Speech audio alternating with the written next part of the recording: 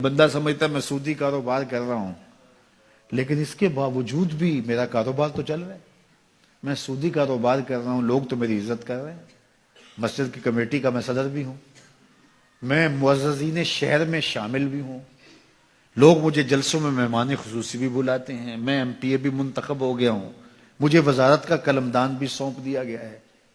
وہ میاں اللہ کی نظر میں ان چیزوں کی اہمیت ہی نہیں ہے۔ یہ چیزیں ہوتی کیا ہیں؟ وہ یہ نہیں چھینتا، وہ ہدایت چھینتا ہے۔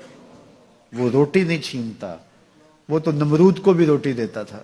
اس نے کبھی سورج کو منع نہیں کیا کہ اس کے گھر میں روشنی نہ کر، یہ حامان کا گھر ہے، یہ قارون کا گھر ہے، یہ میرے دشمنوں کا گھر ہے، اس کے گھر میں روشنی نہیں ہونی چاہیے۔ چاند کو کہتا ہے اپنی کرنیں بکھیر، سورج کو کہتا ہے اپنی روشنی بکھیر۔ جس طرح باجزید کے گھر میں روشنی ہوتی ہے، اس مکار کے گھر میں بھی ایسی روشنی ہوتی ہے، فرق نہیں پڑتا۔ تو وہ کرم نوازیاں تو نہیں رکتی، لیکن اللہ جب کسی سے ناراض ہوتا ہے تو اس سے ہدایت کی توفیق سلب کر لیتا ہے، تو اعلان جنگ ہوتا ہے۔ تو پھر وہ ٹکرے بھی مار رہا ہو تو اس کی رسم کی نماز ہوتی ہے، اس کا ماتھا جھک رہا ہوتا ہے، دل نہیں جھک رہا ہوتا، کیونکہ ہدایت سلب کر لی گئی۔ جب اندر سے روح ہی نکال لی جائے تو باقی بچتا کیا ہے؟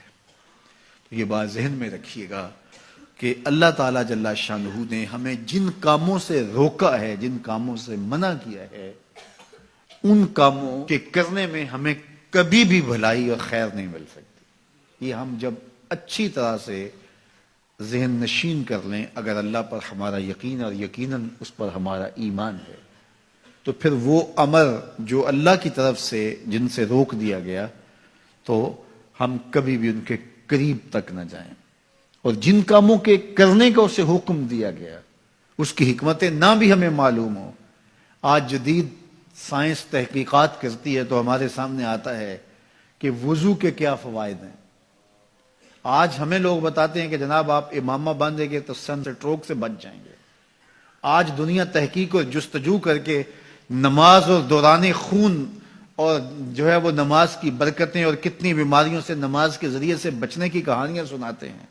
اچھی بات ہے، نماز سے صحت پہ اثر پڑتا ہے، یہ اچھی بات ہے کہ وضو سے بہت ساری بیماریوں سے نجات ملتی ہے، یہ اچھی بات ہے کہ سر پہ امامہ باندھ لے تو سن سٹروک سے بچ جاتے ہیں، یہ اچھی بات ہے کہ آپ روزہ رکھتے ہیں تو کینسر جیسے امراض سے آپ کا بچاؤ ہوتا ہے، یہ اچھی بات ہے کہ فلاں عمل کرتے ہیں تو فلاں ہوتا ہے۔